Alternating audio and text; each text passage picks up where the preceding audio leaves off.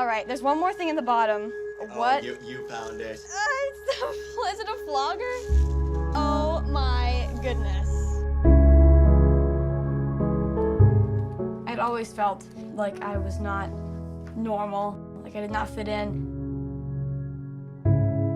At 20 feet, you can see what an average person would see at 1,000 feet. This is Meowlity, and this is Persephone. 23 dolls. Yay, I'm in doll heaven. There's Something About Hamlet by Michelle Smith, an unlicensed psychiatrist who just read the DSM yesterday. There's a structure here and a regimen here, and all of a sudden it stops. Now you're on your own. I want to take on the world. The world will be my burrito. So I went and got a job, and then I got fired from it. And I pretty much spent an entire year in my room. I didn't really have any friends except for this one community that I was involved in. What's this community that you were talking about? When I first got into this lifestyle, I was convinced that no one would want to play with some blind chick.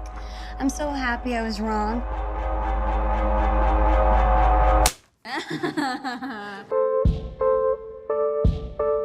I want to experience all aspects of life.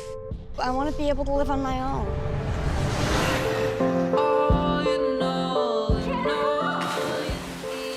If she finds restraints on my bed or a flogger in my closet, I don't want her to assume the worst. There never has been a threat of kicking you out. I've never said that to you. This is my life. I can't live by myself. How am I going to be okay? Know yourself and know all the challenges you face, and don't put yourself on the sidelines. It is, in fact, up to you. She's wondering, where do I go from here? What do I do now? Are you sure I'm not dreaming? I want to see what the world has to offer, even the good, bad, and the ugly. The uncensored world. You know what I mean?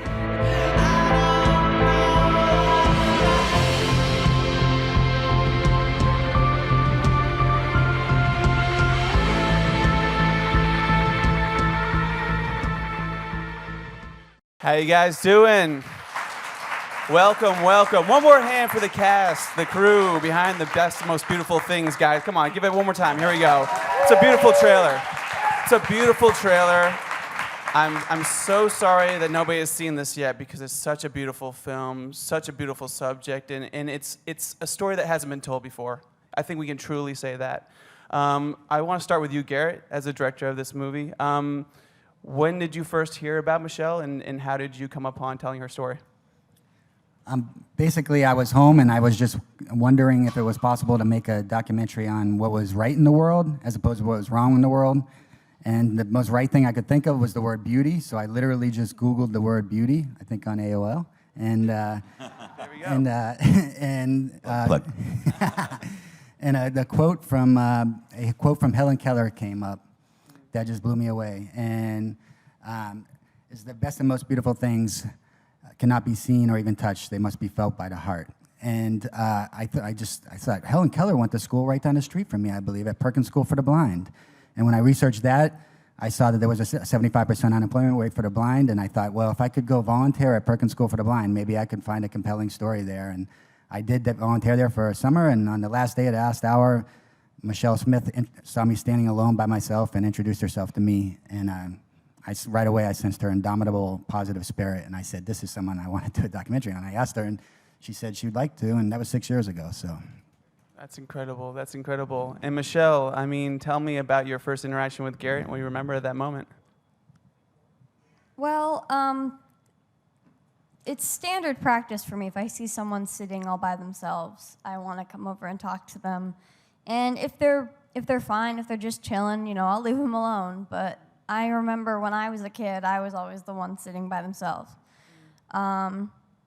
So, you know, to be able to, you know, help other people and come up to them and say hi and, you know, hopefully let them enjoy what's going on a little bit more is always amazing. And so I saw him sitting by himself. I'm like, I don't recognize you.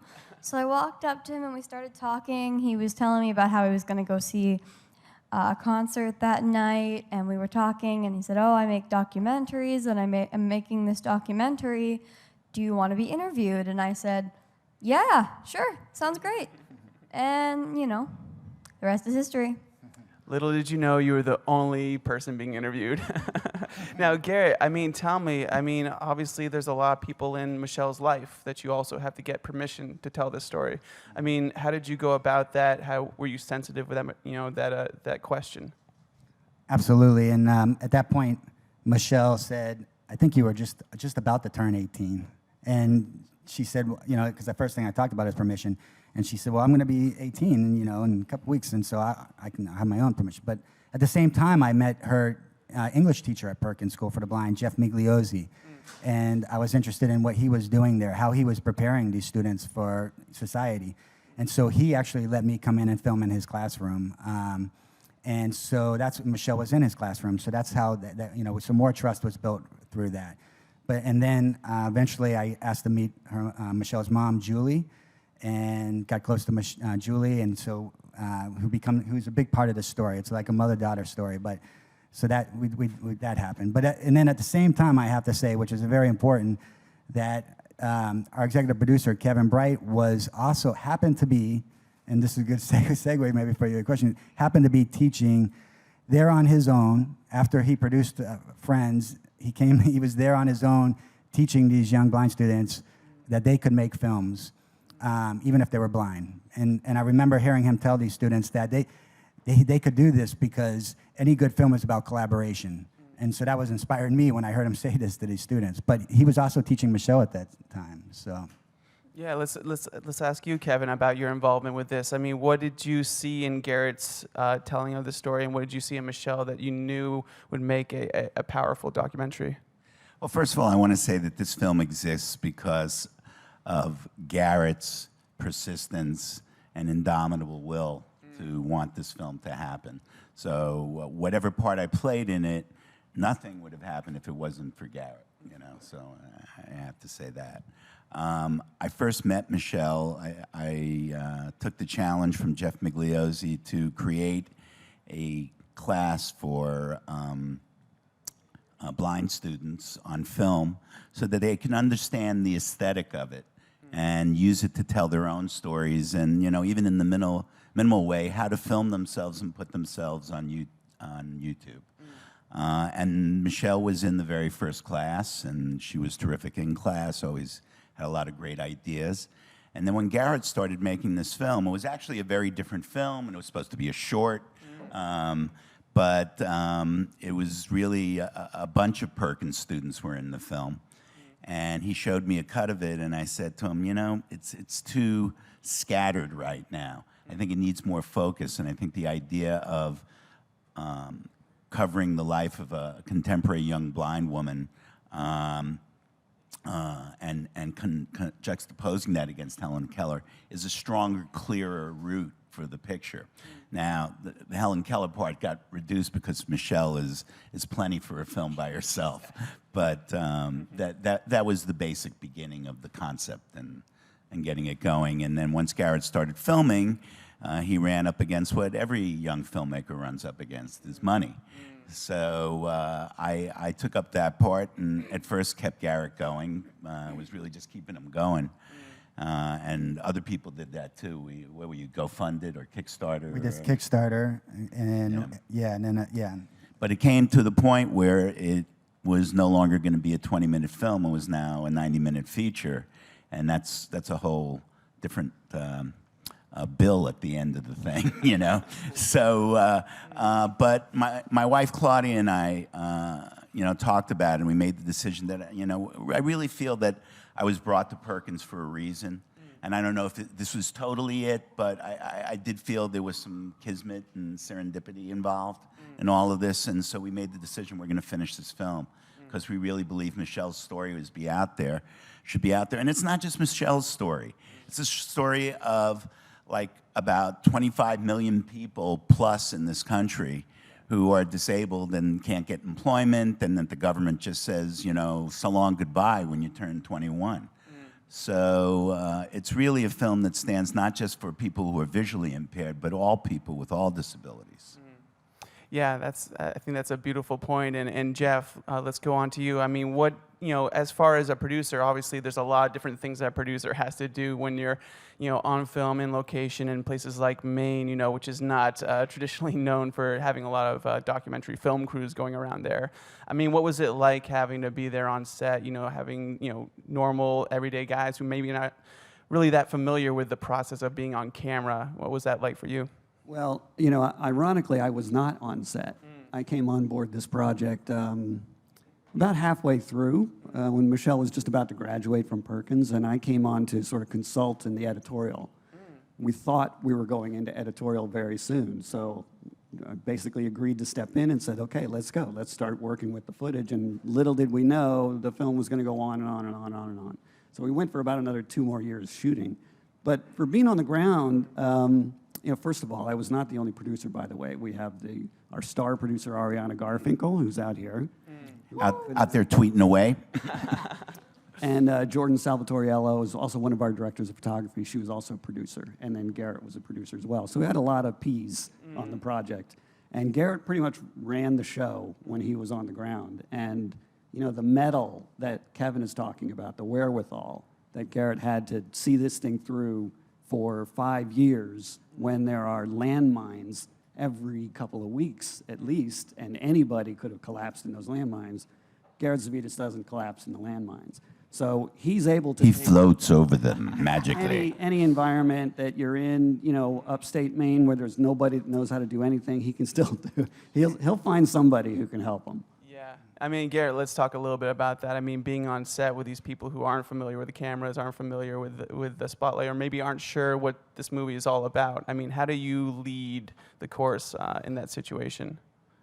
The main thing is that I tried to eliminate that barrier between subject and filmmaker and tried to make it just like more of a family if we all went out and just be as human as possible. So yeah, I participated in that too by pretty much insisting on making friends with anyone who was working on the film.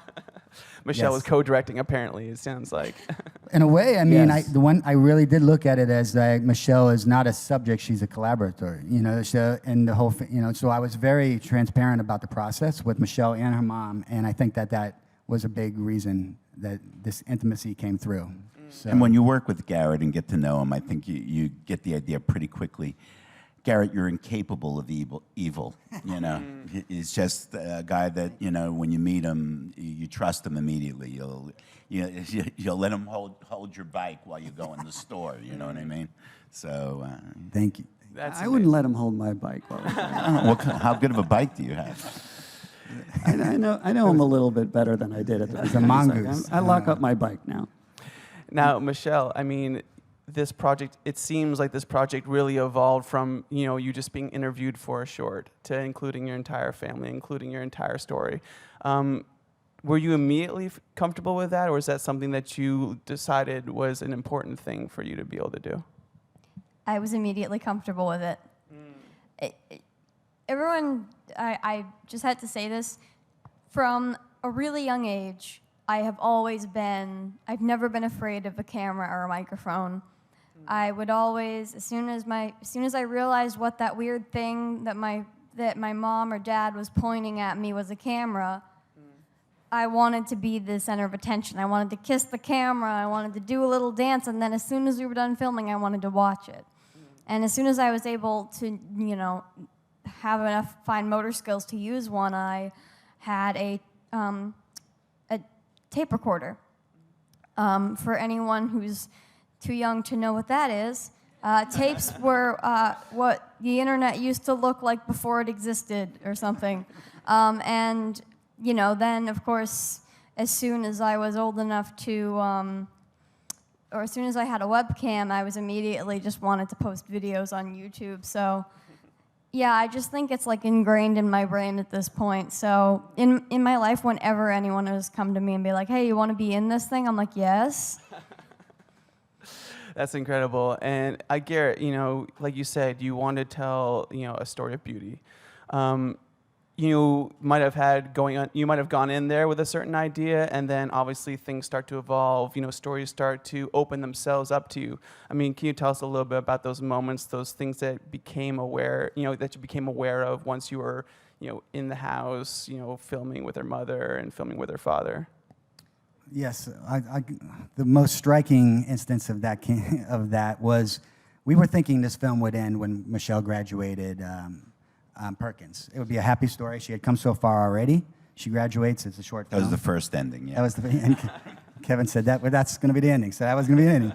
And then when Michelle graduated, I was talking to some people that worked at Perkins, and they said, "What is Michelle up to now?" They said, "Let me guess. She's isolated at home in her parents' room on the computer." And I said, how did you know that? And they said, well, everybody that graduates here, that's what happens. They graduate with so much promise, and then what we call it is they fall off the cliff. And then they become isolated with this unemployment rate because they're not given the opportunities. So I said, well, that's the real story that we have to follow. And so I didn't know that'd be another 2 or 3 years, but so we followed that, and Michelle was pretty isolated, which you see in the film. But what came along then was a little bit, Michelle would, she talked a little bit about where she was finding community, and it was I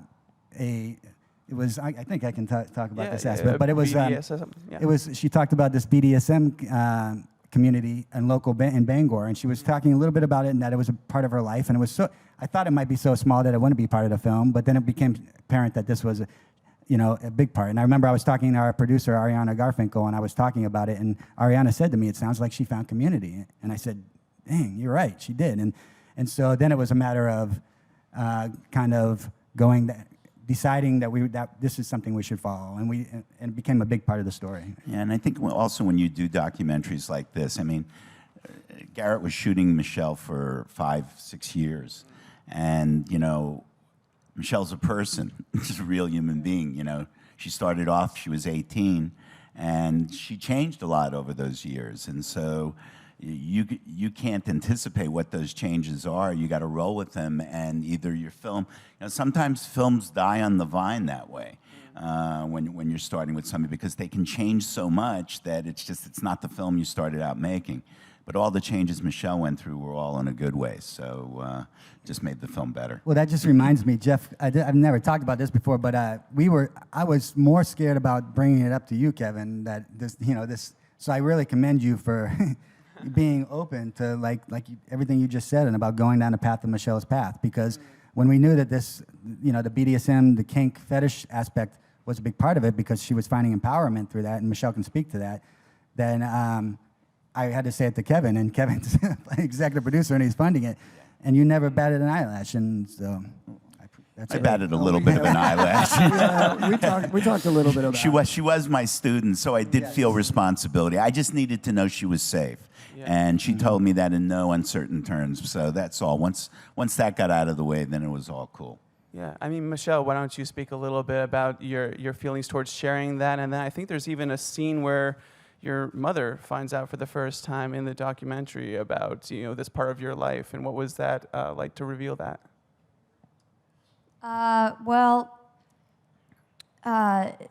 was living with her at the time, and to me there were initially 3 options. There was either sneak away and do these events, and try to keep her from knowing what it was and risk her assuming it's something way worse than it actually is, telling her and then feeling free to just, go to events and say, bye, Mom, I'm going to an event, and that being okay.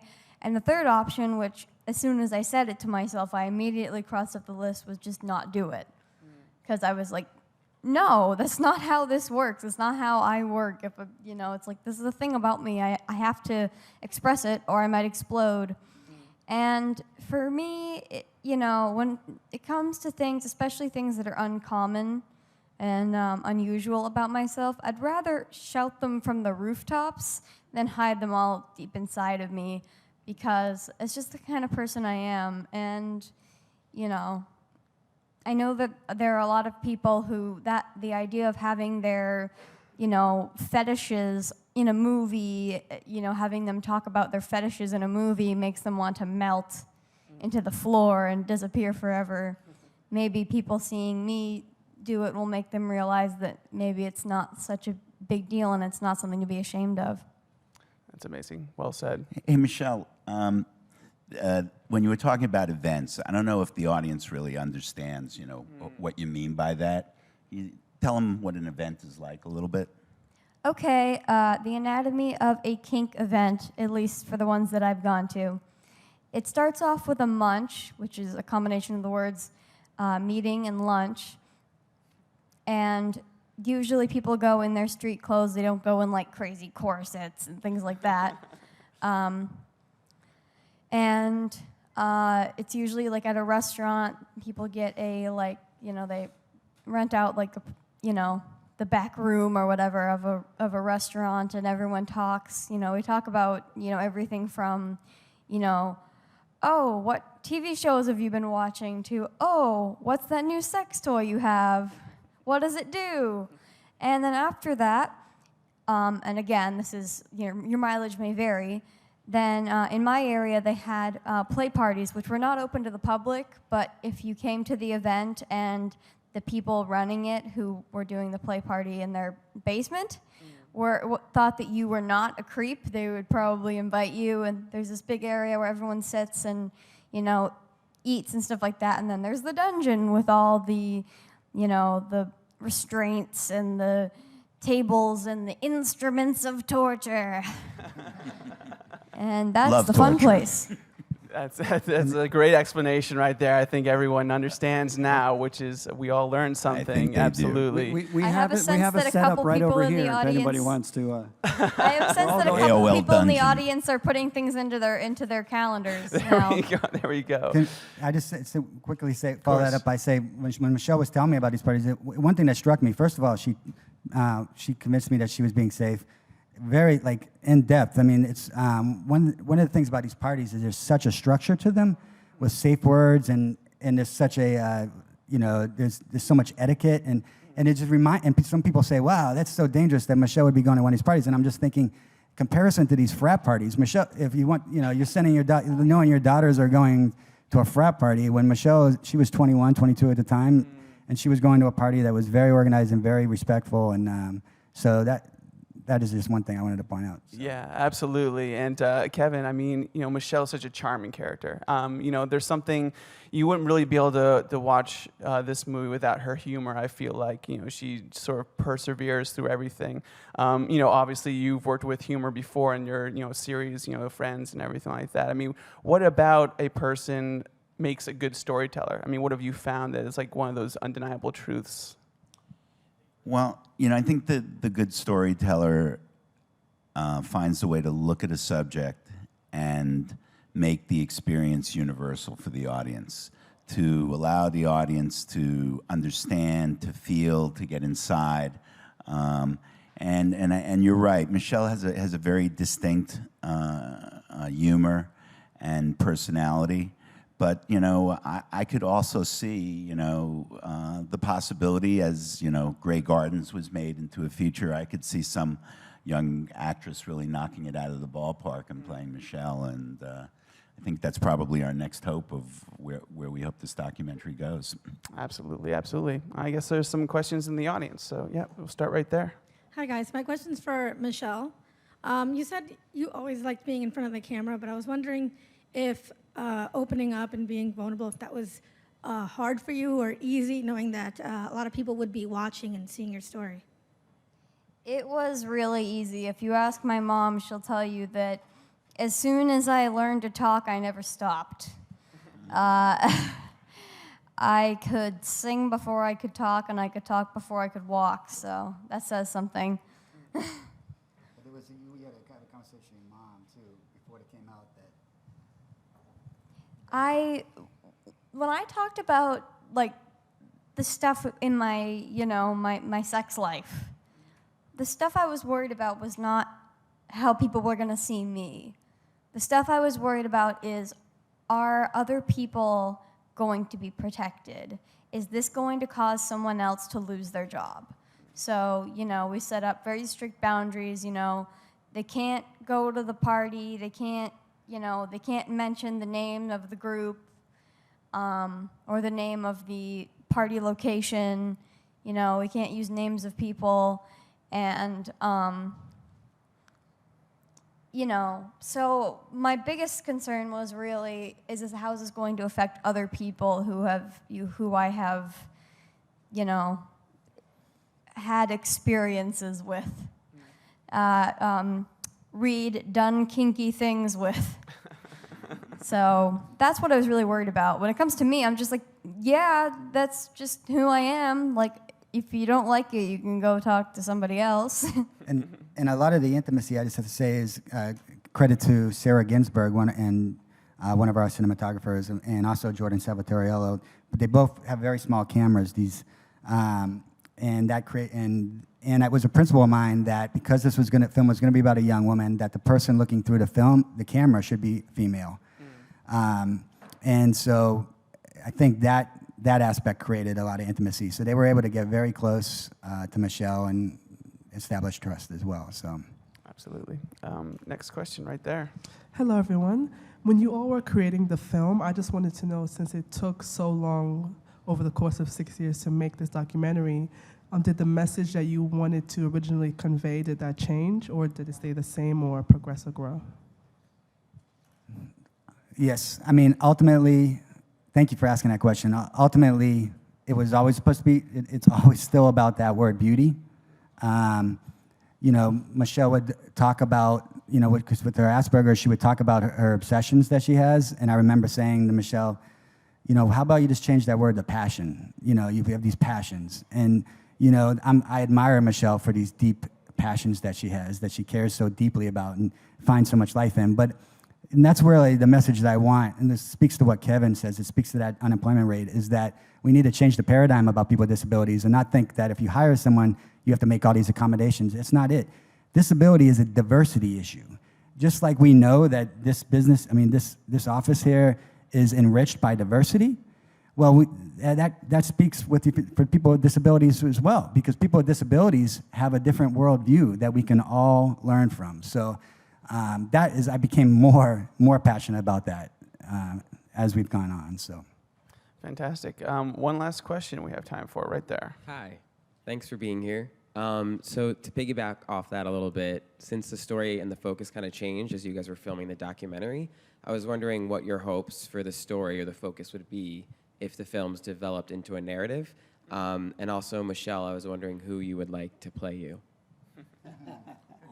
Great question. Who would you like to play, you, Michelle? You think about who you would like the filmmaker to be. Good question. Are you going to stand? Go ahead. This is super weird because she looks nothing like me, but the actor who definitely has the closest personality to mine is the lovely and talented Kristen Shaw. If anyone here knows who that is. Okay. She doesn't, we don't. Absolutely. Yeah, there we go. Let's put it out there in the universe. There we go. Yeah. Start a petition. She's amazing. She doesn't look like me, and she's older than me, and we don't even really sound alike, but personality-wise, very similar amounts of crazy hyperactiveness and silly sense of humor and, you know, propensity for doing weird voices. Nice. Kevin, maybe you can sound off a little bit on the narrative angle? Well, I mean, off the top of my head, you know, I could whip out some names that, you know, would wow, but I would love my good friend Betty Thomas to look at directing this. She just is a fantastic director, and I think really connects with women and women characters. And so she would be the first person, actually, that I would think of to direct this. Nice. And you know, one thing about the narrative version of this, if we are able to get this thing moving, is that, you know, Michelle has been able to break into so many different areas of life, mostly just because of who she is. She's so gregarious and magnanimous and compelling, and everybody loves her, but also a little bit because of this film, right? We've been able to introduce her to some areas of life. If you were to write the character of Michelle going forward, you could place her anywhere you want to in the world. And in that way, you could give a demonstration of what Michelle would be like in this environment that she hasn't yet been able to experience. And then in the narrative, the cameras can go to the party. And the narrative, the cameras can go to the party.